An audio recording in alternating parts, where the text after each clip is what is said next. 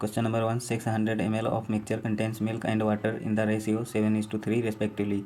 If x ml of milk and same quantity of water is added into it, the ratio of water to milk in the resultant mixture become 15:31. Find the value of x.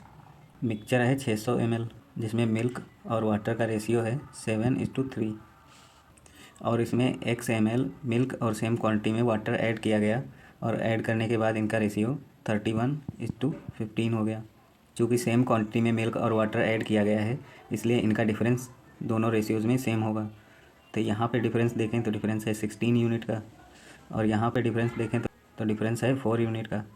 तो यहाँ पे difference equal कर लेंगे। Equal करने के लिए यहाँ 4 से मल्टीप्लाई करना पड़ेगा, तो यहाँ भी 4 से मल्टीप्लाई करेंगे, यानी कि अब मिल्क और वाटर का रेशियो आ जाएगा 28:12। अब यहाँ से मिल्क की क्वांटिटी 3 यूनिट इंक्रीज हुई है और टोटल मिक्सचर देखें तो 28 + 12 ये है 40 यूनिट और ये टोटल मिक्सचर दिया गया है 600 ml, यानी कि 40 यूनिट की वैल्यू 600 ml है। तो यहाँ से 3 यूनिट की वैल्यू निकालेंगे, ये x की वैल्यू आ जाएगी, ये आ जाएगी 45 ml। Question number 2, a boat can travel 126 kilometre in up stream in 9 hours while 240 kilometre down stream in 12 hours. Find the distance travel by the boat in 3 hours 15 minutes in still water. देखो up stream speed से उसने 126 kilometre की distance 9 our में cover की है, यानी कि up stream speed आ जाएगी 14 किलोमीटर पर आवर।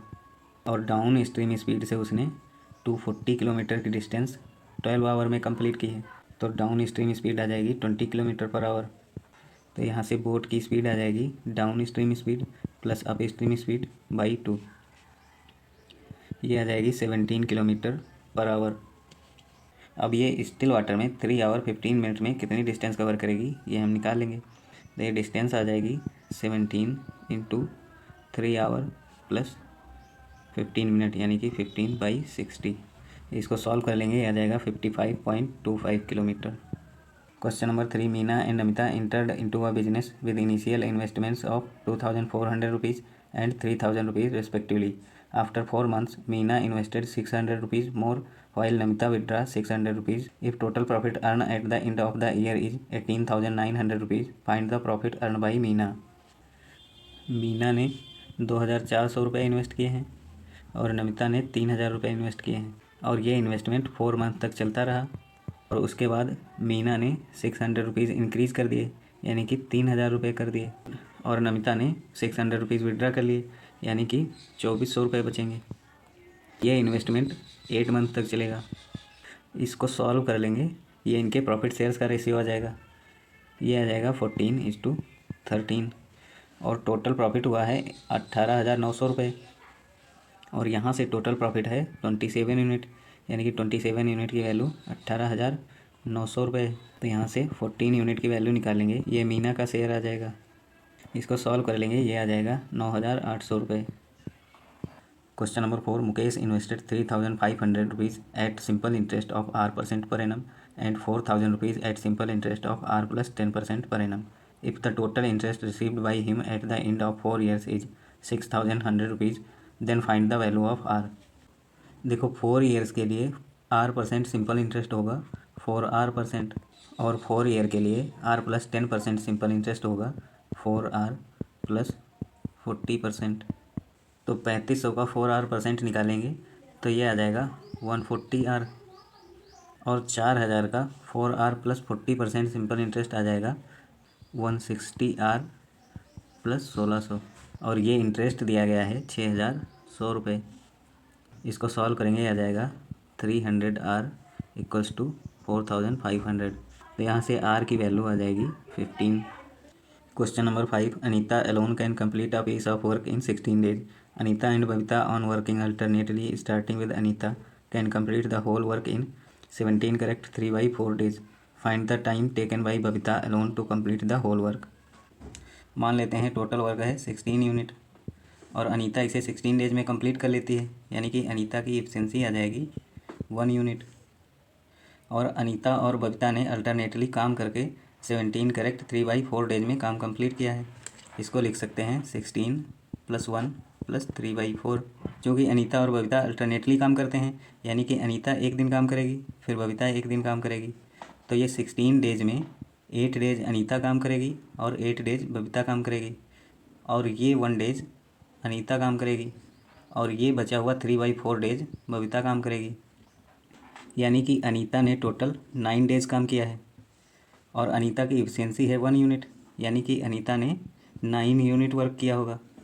और बबीता ने वर्क किया है 8 डेज यहाँ पे वर्क किया और 3/4 डेज यहाँ पे वर्क किया, यानी कि अनीता ने टोटल 8 + 3/4 डेज वर्क किया है। और टोटल वर्क है 16 यूनिट, जिसमें से 9 यूनिट वर्क अनीता ने कर लिया। तो बचा हुआ 7 यूनिट वर्क बबीता ने 8 + 3/4 डेज में कंप्लीट किया होगा। ये अनीता की इफिशियंसी आ जाएगी, ये आ जाएगी 4/5। तो बबीता को 16 यूनिट वर्क करने में कितने डेज लगेंगे ये हम निकालेंगे। इसकी इफिशियंसी है 4/5, तो यहाँ 4/5 से डिवाइड कर देंगे, ये आ जाएंगे 20 days. Question number 6, average of 17 numbers is 60, average of first 9 number and the last 6 number is 54 and 62 respectively, find the 11th number which is 80% of the 10th number.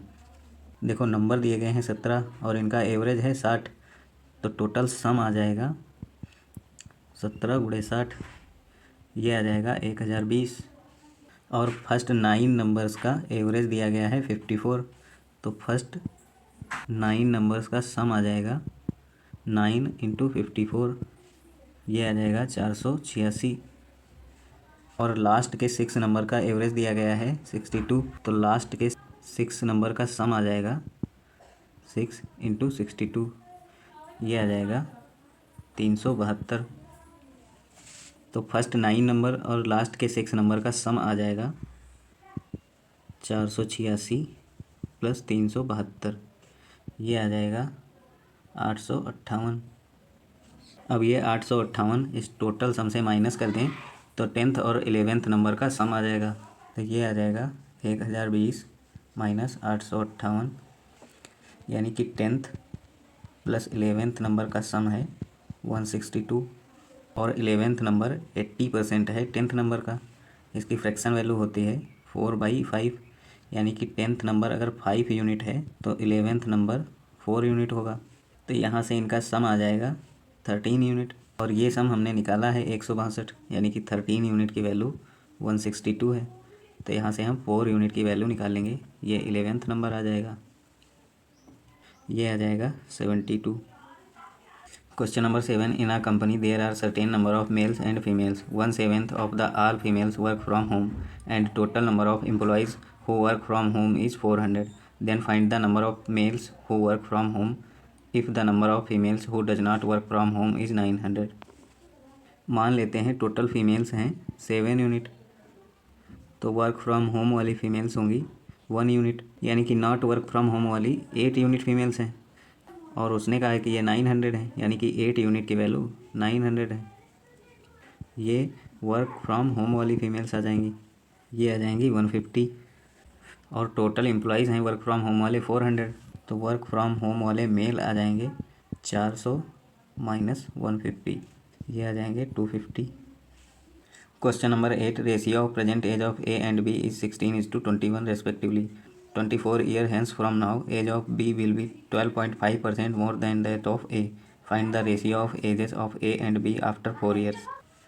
A और B की present as का ratio दिया गया है 16:21, और 12.5% की fraction value होती है 1/8, यानी कि 24 ईयर्स के बाद A की एज अगर 8 यूनिट है तो B की एज 9 यूनिट होगी। क्योंकि किन्हीं भी 2 पर्सन की एज का डिफरेंस हमेशा सेम रहता है, तो यहाँ पे डिफरेंस देखें तो है 1 यूनिट का, और यहाँ पे डिफरेंस देखें तो ये है 5 यूनिट का। तो डिफरेंस सेम कर लेंगे, सेम करने के लिए यहाँ 5 से मल्टीप्लाई करना पड़ेगा, तो यहाँ भी 5 से मल्टीप्लाई कर देंगे। तो अब ये रेशियो आ जाएगा 40:45। और यहाँ से एज देखें तो एज इंक्रीज हो रही है 24 यूनिट, और वो कह रहा है कि एज 24 ईयर्स इंक्रीज हो रही है, यानी कि 24 यूनिट की वैल्यू 24 है, तो 1 यूनिट की वैल्यू 1 होगी, यानी कि ए की प्रेजेंट एज 16 ईयर है और बी की प्रेजेंट एज 21 ईयर है। इनकी एज में 4 ईयर्स ऐड कर देंगे तो ये 4 ईयर्स के बाद की एज का रेशियो आ जाएगा, ये आ जाएगा 4:5। Question number 9, in a box there are 5 red balls and 6 black balls. If 2 balls are drawn at random, find the probability that both are red colour balls. Red balls हैं 5 और black balls हैं 6।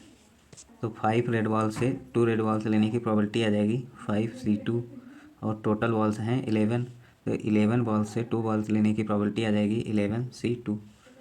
इसको solve करेंगे, आ जाएगा 5 × 4/2 upon 11 × 10/2। तो यहाँ 2 से 2 cancel हो जाएगा, और 5 से ये 2 टाइम्स कैंसिल हो जाएगा, और 2 से ये 2 टाइम्स कैंसिल हो जाएगा, यानी कि प्रोबेबिलिटी आ जाएगी 2/11। Question number 10, a shopkeeper mark an article 62.5% above it's cost price and earn a profit of 15% on selling the article for 920 rupees. Find the profit percent earn by the shopkeeper if he sold the article after giving a discount of 300 rupees. देखो 62.5% की fraction value होती है 5/8, यानी कि cost price उसकी 8 unit थी और उसने मार्क प्राइस 13 यूनिट कर दी, और उसको प्रॉफिट हुआ है 15%। इसकी फ्रैक्शन वैल्यू होती है 3/20, यानी कि 20 की चीज़ उसने 23 में सेल करी, ये सेलिंग प्राइस आ जाएगी।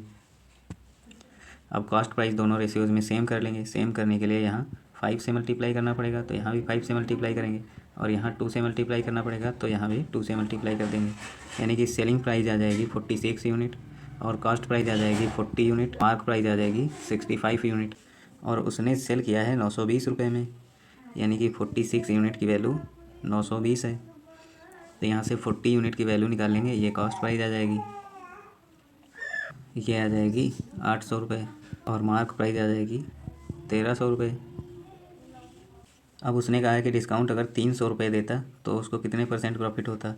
मार्क प्राइस है 1300 रुपये, और 300 रुपये डिस्काउंट दे दिया उसने, यानी कि अब उसने सेल किया है 1000 रुपये में, और कॉस्ट प्राइस है 800 रुपये। तो प्रॉफिट परसेंट आ जाएगा 200/800 × 100, ये आ जाएगा 25%।